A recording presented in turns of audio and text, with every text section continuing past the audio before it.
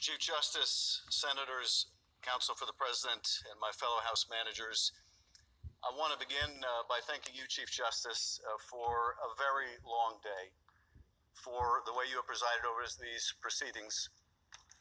And I want to thank the senators also. We went well into the morning, as you know, till I believe around 2 in the morning. And you paid attention to every word and argument you heard from both sides in this impeachment trial, and I know we are both deeply grateful for that.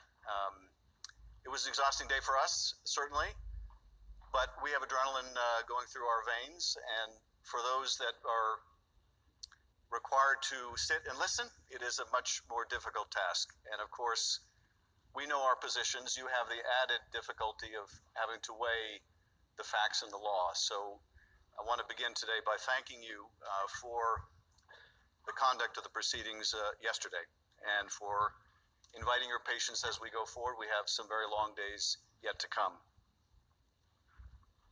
So let us begin.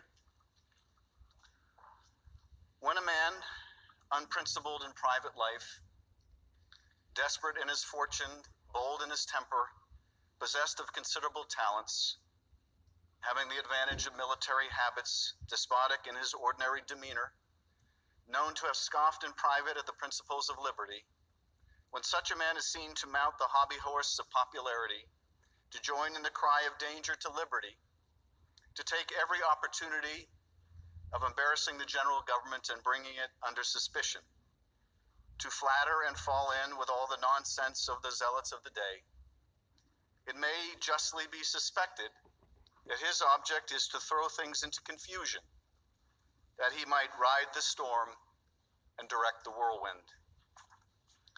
Those words were written by Alexander Hamilton in a letter to President George Washington at the height of the Panic of 1792, a financial credit crisis that shook our young nation. Hamilton was responding to sentiments relayed to Washington as he traveled the country that America, in the face of that crisis, might descend from a Republican form of government, plunging instead into that of monarchy. The framers of the Constitution worried then, as we worry today, that a leader might come to power not to carry out the will of the people that he was elected to represent, but to pursue his own interests. They feared that a president would subvert our democracy by abusing the awesome power of his office for his own personal or political gain. And so they devised a remedy as powerful as the evil it was meant to combat: impeachment. As centuries have passed, our founders have achieved an almost mythical character. We are aware of their flaws, certainly some very painful and pronounced indeed. And yet, when it came to the drafting of a new system of government never seen before and with no guarantee it would succeed, we cannot help but be in awe of their genius, their prescience even, vindicated time and time again. Still, it may be because of their brilliance and the brilliance of their words we find year after year it more difficult to imagine them as human beings.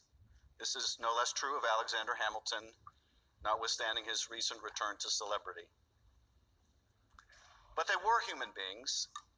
They understood human frailties even as they exhibited them.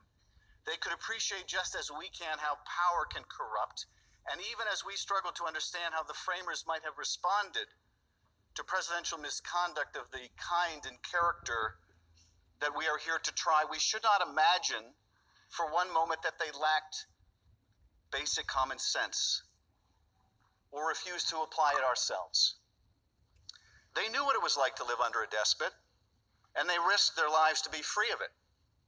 They knew they were creating an enormously powerful executive, and they knew they needed to constrain it. They did not intend for the power of impeachment to be used frequently or over mere matters of policy, but they put it in the Constitution for a reason. For a man who would subvert the interests of the nation to pursue his own interests. For a man who would seek to perpetuate himself in office by inviting foreign interference and cheating in an election. For a man who would be disdainful of constitutional limit, ignoring or defeating the other branches of government and their co-equal powers. For a man who believed that the Constitution gave him the right to do anything he wanted and practiced in the art of deception. For a man who believed that he was above the law and beholden to no one. For a man, in short, who would be a king.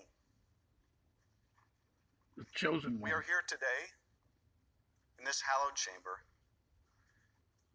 undertaking this solemn action for only the third time in history because Donald J. Trump, the 45th President of the United States, has acted precisely as Hamilton and his contemporaries feared.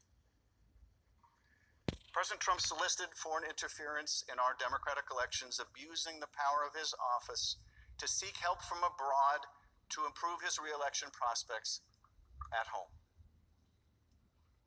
And when he was caught, he used the powers of that office to obstruct the investigation into his own misconduct.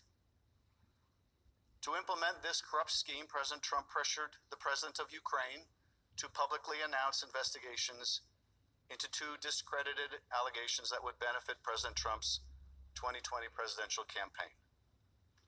When the Ukrainian president did not immediately assent, President Trump withheld two official acts to induce the Ukrainian leader to comply: a head of state meeting in the Oval Office and military funding.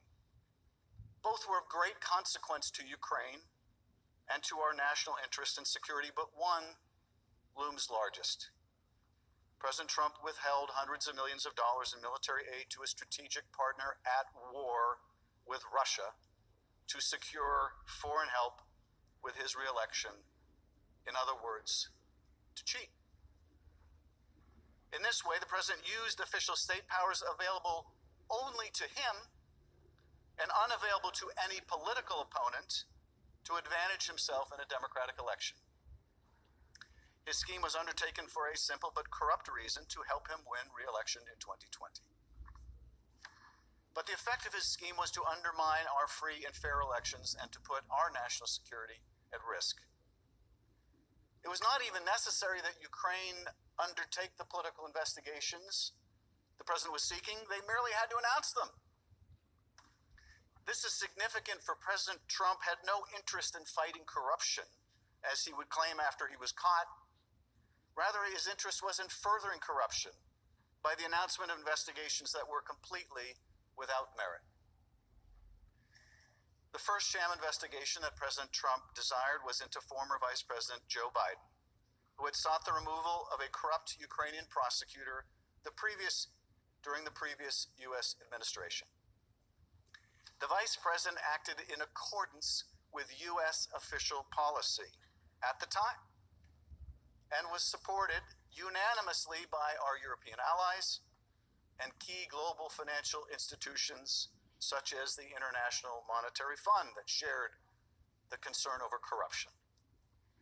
Despite this fact, in the course of this scheme, President Trump and his agents pressed the Ukrainian president to announce an investigation into the false claim that Vice President Biden wanted the corrupt prosecutor removed from power in order to stop an investigation into Burisma Holdings, a company on whose board Biden's son Hunter sat. This allegation is simply untrue, and it has been widely debunked by Ukrainian and American experts alike. That reality mattered not to President Trump. To him, the value in promoting a negative tale about former Vice President Biden, true or false, was its usefulness to his re-election campaign. It was a smear tactic against a political opponent that President Trump apparently feared.